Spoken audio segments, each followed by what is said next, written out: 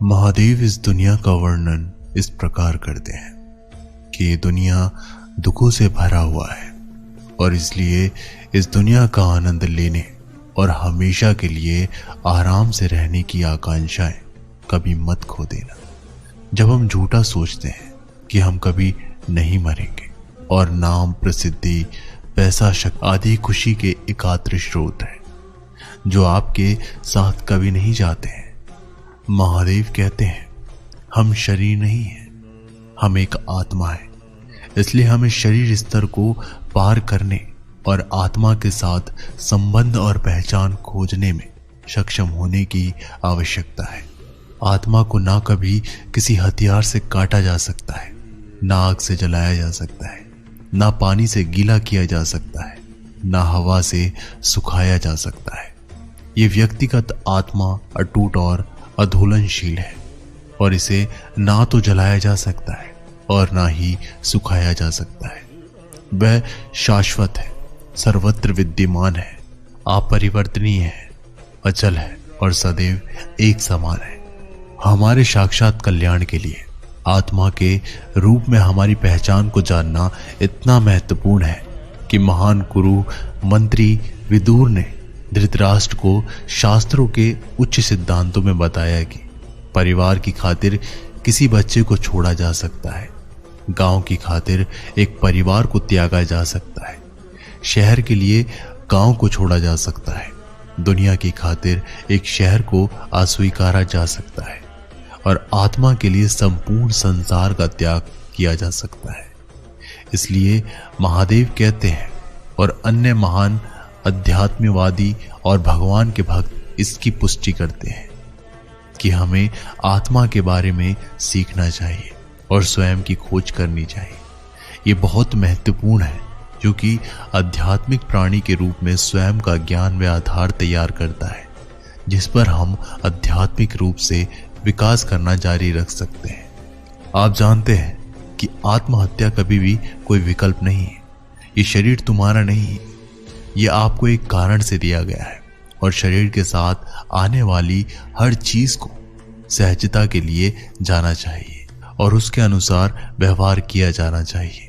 जब महादेव हमसे दुख और सुख सहन करने के लिए कहते हैं तो वह कहते हैं कि हम भौतिक वास्तविकता से परे हैं और आत्मा में स्थित है। यदि हम मरे नहीं हैं तो हम केवल मजबूत हो रहे हैं। महादेव कहते हैं कि हर मनुष्य को हमेशा अहंकार और क्रोध से खुद को दूर रखना चाहिए क्योंकि अहंकार और क्रोध किसी भी मनुष्य के दिमाग को उसी तरह खा लेता है जिस प्रकार लकड़ी में लगा हुआ दीमक।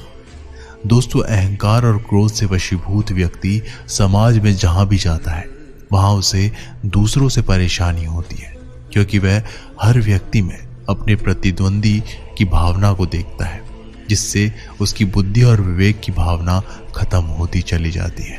हर व्यक्ति को आत्म मंथन करना चाहिए क्योंकि आत्म मंथन अहंकार को खत्म कर देता है।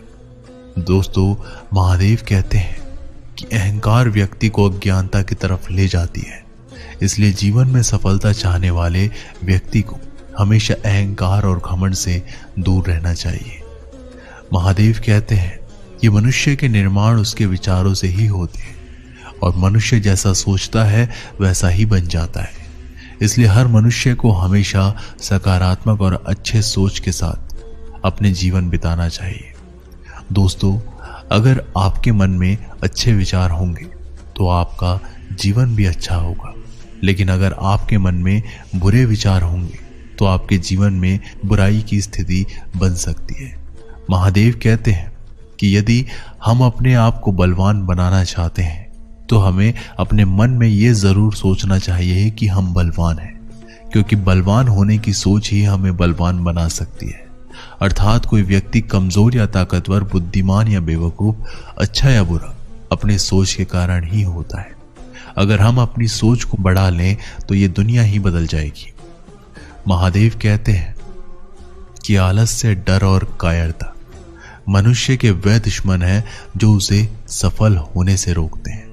अगर आपको सफल होना है तो आपको अपना आलस्य त्यागना होगा अगर आप आगे बढ़ना चाहते हैं तो आपको अपना डर छोड़ना होगा। दोस्तों, एक आलसी और डरपोक व्यक्ति ना अपने लक्ष्य को पा सकता है और ना ही अपने सपनों को पूरा कर सकता है, ना ही वह किसी युद्ध में विजय प्राप्त कर सकता है। इसलिए अगर आप अपने लक्ष्य को पाना चाहते हैं और अपने सपनों को पूरा करना चाहते हैं तो अपनी जिंदगी से आलस्य और डर को निकाल दीजिए, क्योंकि डर आपको वह सभी काम करने से रोकता है जो आप करना चाहते हैं, और आलस्य आपको वह काम करने ही नहीं देना चाहता जो आप कर सकते हैं। महादेव कहते हैं, अपने आप को लगातार याद दिलाना महत्वपूर्ण है कि आप विशेष लक्ष्य या उद्देश्य का पीछा क्यों कर रहे हैं। ये उन लक्ष्यों के लिए विशेष रूप से सच है जिन्हें हासिल करने में दूसरों की तुलना में अधिक समय लग सकता है। बहुत प्रयास करने और वांछित परिणाम ना देखने के बाद प्रेरणा खोना सामान्य है। लाभों के बारे में खुद को याद दिलाना आपकी प्रेरणा को पुनर्जीवित करता है ताकि आप अपने उद्देश्यों को पूरा करने के करीब जा सकें। हो सकता है किसी के लिए सबसे बड़ा मोटिवेशन सपने हो, लेकिन क्या आपका ये मोटिवेशन उस समय भी बना रहेगा जब आपके सपने पूरे हो जाएंगे? या हो सकता है किसी के लिए सबसे बड़ा मोटिवेशन फेम हो, तो क्या बहुत फेमस हो जाने के बाद वह हमेशा मोटिवेट रहेगा? शायद नहीं। हो सकता है कि पैसा किसी के लिए सबसे बड़ा मोटिवेशन हो, लेकिन क्या बहुत सारा धन होने पर व्यक्ति हमेशा मोटिवेट रह सकता है? नहीं।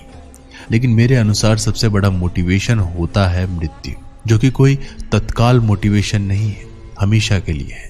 क्या होगा अगर आप जानते हो कि एक दिन आप मर जाओगे? हम हमारी जिंदगी सामान्यतः इस तरह जीते हैं कि हम हमेशा ही इस धरती पर रहने वाले हैं। अगर हम हमेशा हर दिन इस तरह जिए कि कल हम मरने वाले हैं, तो इससे बड़ा मोटिवेशन कुछ भी नहीं होगा, और इस तरह हम हमेशा के लिए मोटिवेट हो सकते हैं। आज की इस भागदौड़ भरी जिंदगी में हर व्यक्ति चाहता है कि वह हमेशा मोटिवेट रहे और अपने लक्ष्यों तक पहुंचे, लेकिन मोटिवेट रहना अपने लक्ष्यों तक पहुंचने और मनचाहा जीवन जीने के सबसे चुनौतीपूर्ण हिस्सों में से एक हो सकता है। क्या आप भी चाहते हैं कि आप दिन प्रतिदिन अधिक प्रेरित महसूस करें, लेकिन सुनिश्चित नहीं है कि इस चिंगारी को वापस कैसे लाया जाए? प्रेरणा जीवन में कुछ हासिल करने की प्रेरणा है और ये निरंतर नहीं रहती है, इसलिए इसे लगातार महसूस ना करना एक सामान्य सी बात है।